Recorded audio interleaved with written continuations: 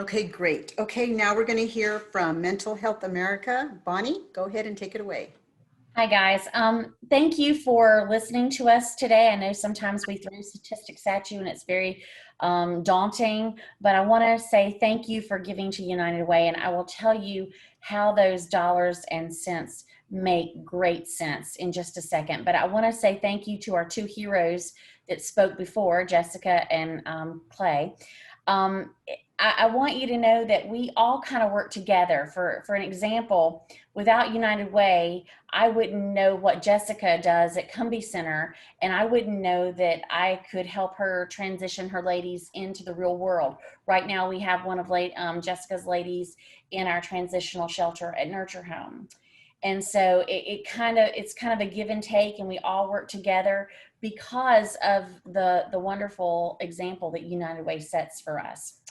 Um, what does Mental Health America do? Well, we have programs. We have Nurture Home, which is a shelter for ladies with mental illness. We have Don't Duck program, which is a mental health program for young students in the school system. And it's also family based and community based, so we can get to the kids at a young age and get the mental health piece in their hands to kind of stop the stigma of mental illness.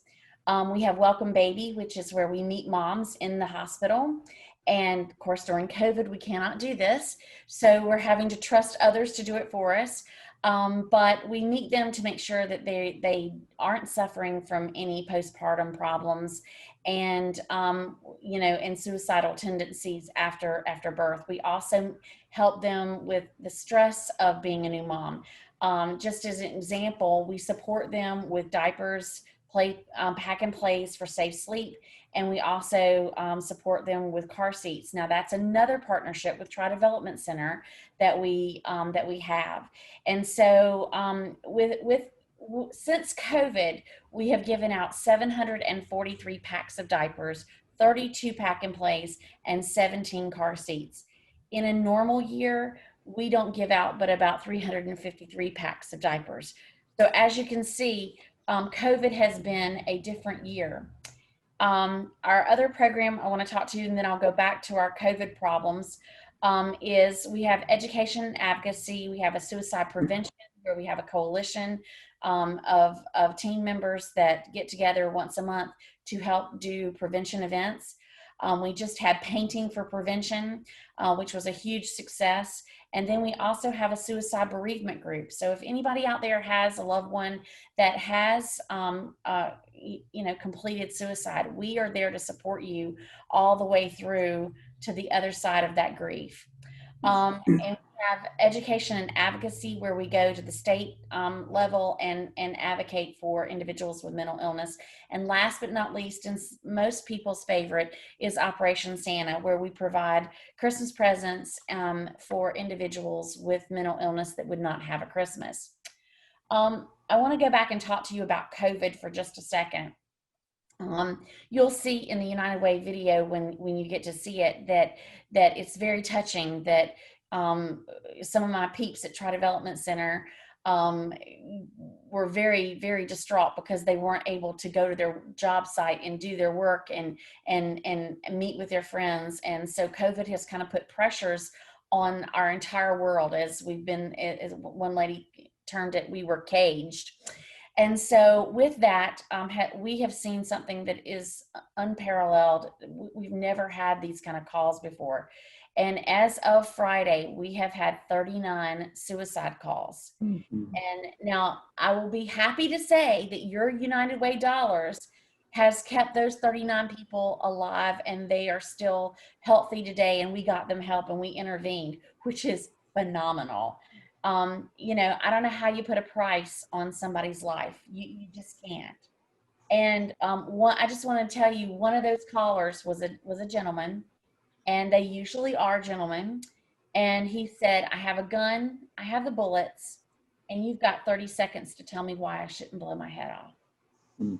Now, guys, all I got to say is thank goodness for the training and all of the wonderful tools that United Way has given us, because I don't think we would have been as successful since March if it had not been for those tools that they afforded us.